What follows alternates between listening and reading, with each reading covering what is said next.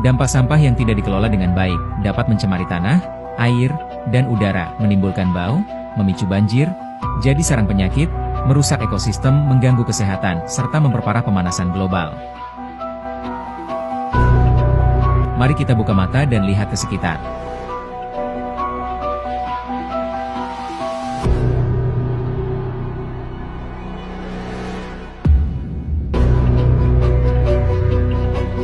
Jadi ayo kita kelola sampah mulai dari rumah.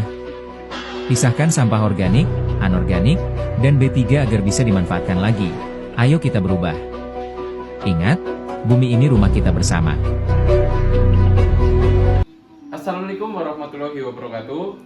Selamat pagi, siang, sore, dan malam teman-teman semua. Setelah kita bersama-sama menyaksikan video tadi, saya berharap kita semua dapat menyadari bahwa apa yang ditampilkan bukanlah sekedar tayangan biasa. Itu adalah gambaran nyata tentang kondisi lingkungan yang sedang kita hadapi saat ini. Tumpukan sampah di sungai, pantai yang dipenuhi limbah, banjir akibat saluran air yang tersumbat, hingga satwa laut yang mati karena menelan plastik merupakan fakta yang benar-benar terjadi di Indonesia. Jadi teman-teman, saat ini Indonesia sedang menghadapi kondisi yang dapat dikatakan sebagai darurat sampah plastik. Setiap hari jutaan ton sampah dihasilkan oleh masyarakat, dan sebagian besar diantaranya adalah sampah plastik sekali pakai seperti kantong plastik, botol minuman, sedotan, kemasan makanan, dan berbagai jenis pembungkus lainnya. Yang menjadi persoalan adalah plastik bukanlah sampah yang mudah terurai, teman-teman. Dibutuhkan waktu puluhan hingga ratusan tahun agar plastik dapat terurai secara alami. Selama proses tersebut, plastik akan terus menumpuk dan mencemari lingkungan. Banyak sampah yang akhirnya terbawa ke sungai, kemudian bermuara ke laut. Indonesia bahkan dikenal sebagai salah satu negara penyumbang plastik terbesar di dunia. Kondisi ini tentu menjadi ancaman serius bagi kehidupan ekosistem laut maupun kehidupan manusia. Lebih mengkhawatirkan lagi, plastik yang hancur menjadi potongan-potongan kecil atau yang dikenal sebagai mikroplastik, teman-teman. Mikroplastik kini telah ditemukan di air minuman, makanan laut, garam, bahkan di dalam tubuh manusia sendiri. Yang artinya pencemaran lingkungan yang kita lakukan hari ini pada akhirnya akan kembali kepada diri kita sendiri. Jadi teman-teman, krisis lingkungan tidak hanya disebabkan oleh sampah plastik. Perubahan iklim, pencemaran udara, kerusakan hutan, dan berkurangnya ruang hijau juga semakin memperparah kondisi bumi. Cuaca menjadi semakin tidak menentu, suhu udara terus meningkat, banjir dan tanah longsor semakin sering terjadi, sementara kekeringan mulai dirasakan di berbagai daerah.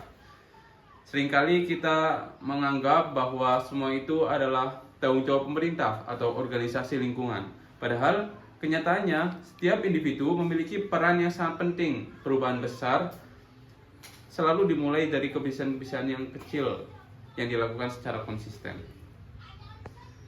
Jadi teman-teman, di era digital seperti sekarang kita memiliki kesempatan yang jauh lebih besar untuk menjadi bagian dari solusi.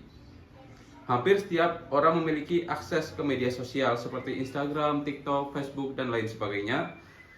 Tetapi juga dapat menjadi media kampanye yang sangat efektif untuk platform-platform tersebut.